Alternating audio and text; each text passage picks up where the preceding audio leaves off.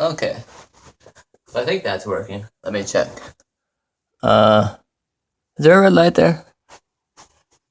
I don't know. Yeah, there is. How about that? So in my last video, I made about 10 seconds ago before my cell phone rang and cut off all my wonderful words of wisdom, I was talking about precious metals. And the reason I was talking about precious metals is I get a lot of phone calls and messages from nurse anesthetists and from other healthcare providers wanting to know what they can do in the face of stagnant wages. Now, precious metals isn't by any stretch of the imagination the answer, because you get some silver, you get some gold. If we're attacked by nuclear bombs and terrorists and Ebola and ravaging riots and all sorts of other interesting things, you can't eat silver, gold, platinum, things of that nature. So they really won't do you any good. However, as a very small part of a portfolio, as a very, what's the word I'm looking for, patient investor, it can do something for you, especially if you don't lose it. And especially if you don't go through any middlemen or call any toll-free numbers or receive any special brochures in the mail, and just go online. I think I mentioned the site, comparesilverprices.com as an example, and see what your options are. Another option would be Lending Club or Prosper, which are peer-to-peer lending sites. Lending Club is going to have their IPO soon.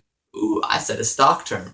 You can make so much money in the stock market. And you really should max out your 401ks or whatever sort of employee plans you have. If you get a 1099 as a contract worker, set up an SEP and max out in that regard. I just love using acronyms. They're wonderful things, as I was saying.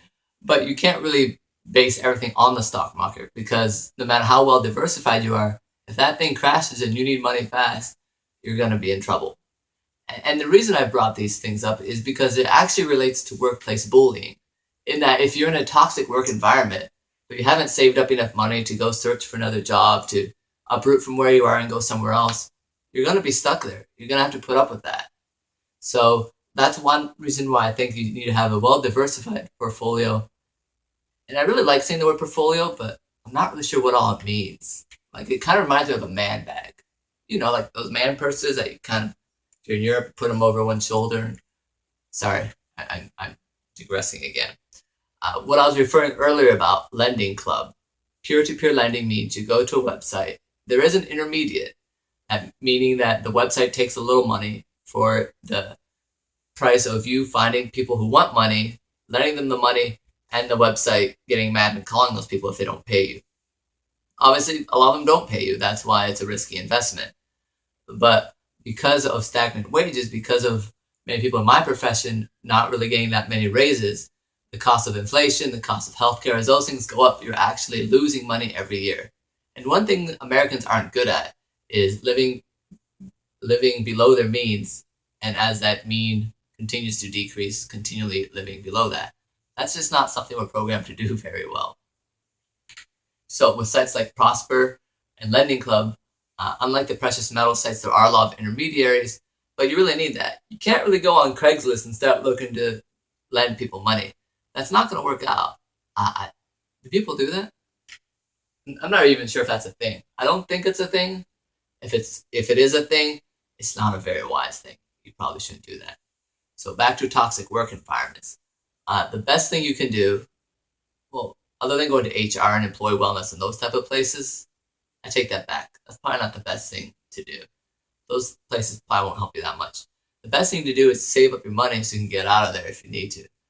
Now, I mentioned locums earlier, and that's an important exception, because whenever I did agency or freelance work, and not only in nursing, also in some of the author and writing things I've done, you kind of want a toxic work environment. If you're in a toxic work environment, that means no one's going to try to take that job away from you. I would love going into a place and looking at the nurse manager's picture and saying, oh, she looks mean. Oh, this is going to be good. I can stay here as long as I want. But if you don't have that sort of eccentric personality that seeks out danger and flourishes in it like I do, then you need to be aware of passive-aggressive people. You need to be aware of people that will find joy in seeing you struggle at your job and perhaps losing your job. But in the meantime, you need to invest carefully so that you have some liquid assets in case you need to get out of a workplace.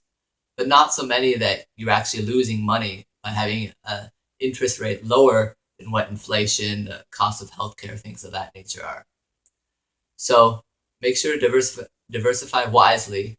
Go for things that no one thinks is cool right now. I give the example precious metals just because right now they're doing horrible. So this is the only time that I can see in the next decade or so that you should really focus on them. If everyone else is buying them, that is not the time to get into something. Especially if you're a healthcare provider, you're not a finance person. By the time that something hits on your radar, the people who make money on this thing have already been doing it for years.